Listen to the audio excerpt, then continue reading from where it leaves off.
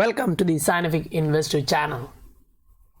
Today, cryptocurrency markets kind of retracing or correcting back from the previous pump. Like we saw last time, for example, XRP pumped around 15%.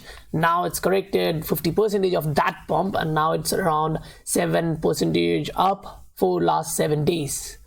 And if we look at the charts, we can actually see that the price has been respecting some trend lines. Say this is the trend line resistance which the price was being respected, and this was the trend line support. And if we analyze further, what we can see is there are some particular levels which has to be checked for what the price behaves with that particular level. So we'll actually go through that, discuss it through that from different time frames. Then we have a lot of information today which will be insightful, which will be really informational. So we'll go through all of these. Like some of them are perspectives laid out from Twitter.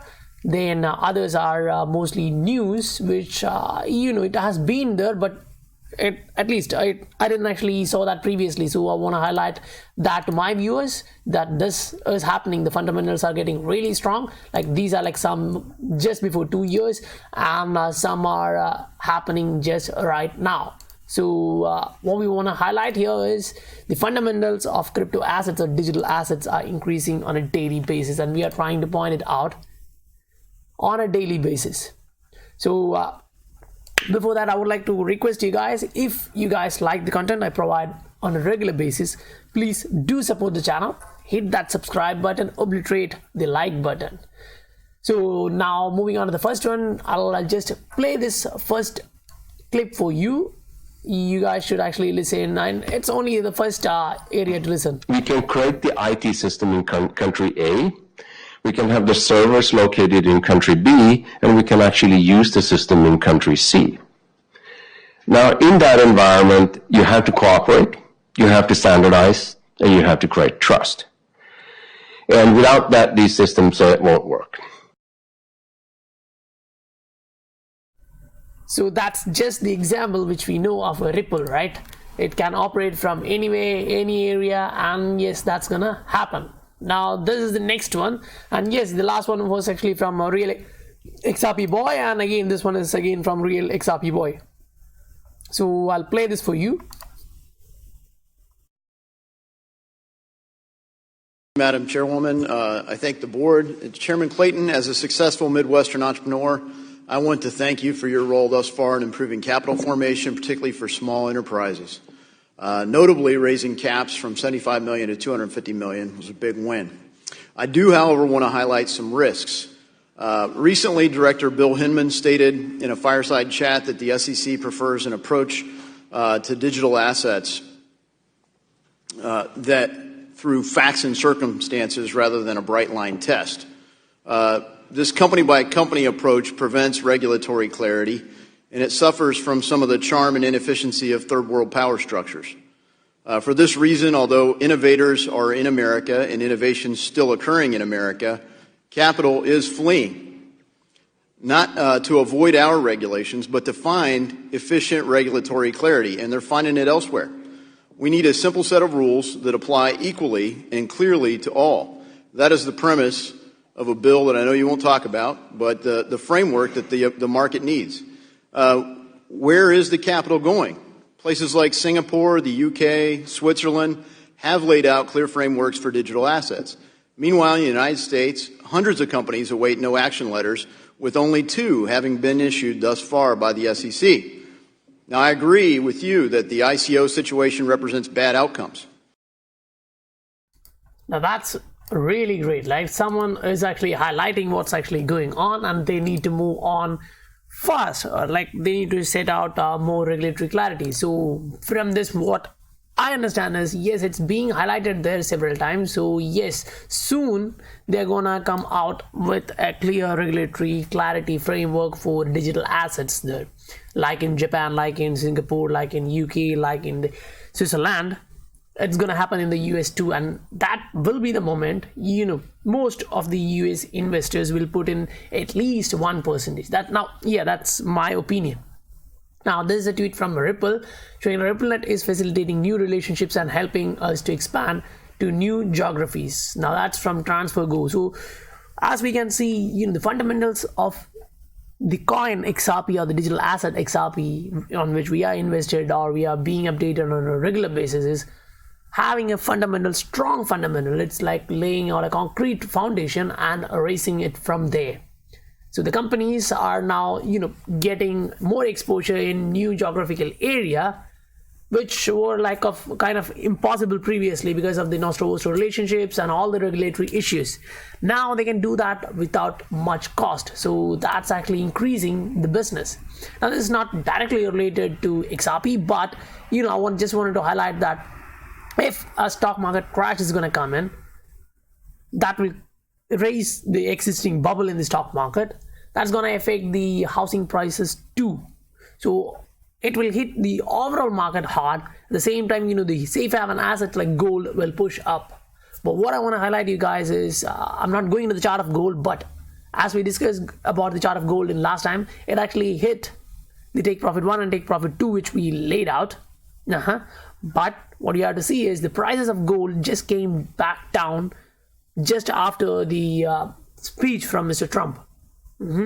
Whereas if you check the price of Bitcoin, it's still about 8,000.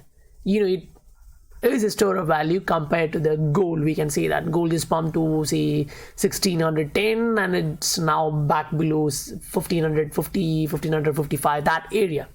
Whereas Bitcoin pumped from 7,000 to 8,400, 8,500. Now it's back to 8,000. So that's a normal correction. It's not like a pump and dump. Now gold was acting more like a pump and dump scheme in this particular aspect, but yes, it's related to the political scenario which is existing internationally. Now this is from XRP Gonzo. Okay, now the last one was actually from Peter Vaz. I'm sorry about not highlighting that. Now this is from XRP Gonzo showing Let's Go. Now it's showing founded in 2008. Triangular global network spans more than 100 countries, 250 mobile operators, 50 billers, 600 banks and wallets, 130,000 cash pickup points. So they are actually entering into cross-border remittance with a partnership to Alipay. So now you can understand when new companies are actually targeting the cross-border payments, it's because the industry is mass, the opportunity laid there is massive. It's not measured in billions, it's measured in trillions of dollars. So I don't think only one company can solve all the issues. Maybe 10% can be solved by one, 20 by another. So we have to wait and see what's gonna happen. Now this next one from Roses on the Moon showing that rumors, will HSBC soon use XRP? If that happens, that's gonna be huge because HSBC is not a small banking institution, right? HSBC has already praised the potential of Ripple and XRP in the past. Now, the job profile of a blockchain architect HSBC is currently fueling rumors. Now, yes, this is just rumors and speculation, so you know what to do, right? Buy the rumors, sell the news. So when it actually comes out, sell it. I think that's what happened with gold too. Everyone was expecting a war, the price just went up. The war is not going to happen now, so the price actually came down.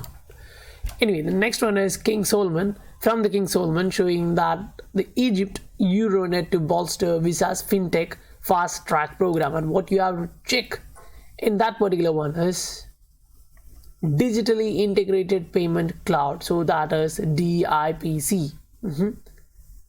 So when countries are adopting technologies which are using new payment rails, it's gonna show you something different. Now, where else have you seen this previously? Now, this is Ria Money Transfer joins Ripplenet, and you can see that they joined Ripplenet. The collaboration was being done like that.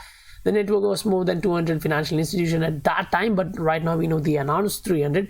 And what you have to check is here, additionally, through Euronet's digital integrated payments cloud, the RIA partnership enables existing Ripplenet customers to gain new access to RIA's global fintech ecosystem. That means just by connecting into digital integrated payments cloud, now they will be able to operate. Now just read through the lines, brother. I mean, brothers and sisters, this is so easy to do, right? When we get the news like this, it's going to be huge. Now this is actually a bit old, say this came out in between 2017. Now what you have to look at here is the OCLS Consulting Market Solutions Group. We're actually working on research various distributed ledger products such as Ethereum, multi-chain, Hyperledger, Ripple, and Open Ledger. So they are actually working on that, right? So why would they work on that if it doesn't have the potential to move ahead the financial industry? Now this is from Christine Lagarde. It's showing now, yeah, the tweet is actually from XRP CRO Crow, whereas there's a quote from Christine Lagarde. She was previous IMF chief and now in ECB. So the ECB will continue to assess the costs and benefits of issuing a central bank digital currency that would ensure that the general public remains able to use central bank money even if the use of physical cash eventually declines. So they are actually pointing towards a cashless society using central bank digital currency for payments and daily life uses. So that's going to be huge. Now this is from XRP All, that's King Solomon, showing this is on SAP main website, and if you actually open that, this is the SAP's main website there. Now when you move through that, what you can see is process optimization from days to seconds. So that's cross-border payments, process optimization from days to seconds. So here you can see that the beneficiary in 2 or settlement days depending upon the payment type, country, and currency, whereas now it's gonna be completed in just 20 seconds. So yes, we know that the XRP ledger can close in 3 to 4 seconds, but human intervention is required. When you're filing a payment, someone needs to put that into the network, right? And when the payment is complete, someone needs to take it out. Now it's for banks or any financial institutions, unless you're sending it to a wallet of your brother or something. Sorry about that. Now the next one is, again, now we are seeing that the cryptocurrencies were actually correcting itself in terms of price. Now when looking at XRP in a 4-hour chart, what we can see here is like the price actually declined. Now it created this particular pattern in this wedge, a triangle pattern. Say in this particular wedge, it had a fake out, then it came back, traded in that range, broke to the upside. Now if we measure the actual move from here to here, the actual area should have been nearby this area, which was the previous support. Now should have been acting as a resistance. But during that push, the price was able to go to the upside. It just broke above that. Now anyway, it came back down. So if we zoom a bit out and try to lay out the actual trend line support and resistance, which is being respected from a long time. So what we can see is the price was bouncing off from the support levels, getting resisted at this resistance trend line, but at this particular area the price managed to break above. Now hopefully the price will come back, retest this area and bounce off. So if it is bouncing off, then it's like, say the price is coming up, it retests, then it come here, retest a bit, then go up. Now that's my idea, right? I'm expecting something like that. Now this area is based on this support resistance area, which is there from a long time. Now if you actually look at this is also like a level which was acting as a support previously. So now it can act as a resistance. Now if it is to come back down, this area will again act as a support, then the price can move up high. Now yes, that's not confirmed, right? This is a possibility. So everything in this market is like probability, right? You're assessing the probability, and if you are ready to take out that opportunity, then yes, you will get the profit. Otherwise, if you're just looking at the charts thinking what to do without seizing the opportunity, then yes, no one can help you. So that's all for today, and I again would like to highlight and request you guys, if you guys like the content I provide on a regular basis, please do subscribe to the channel, hit the like button. And if you have any suggestions to improve the contents, please do let me know in the comment section below. I'll meet you guys on my next video. Bye for now.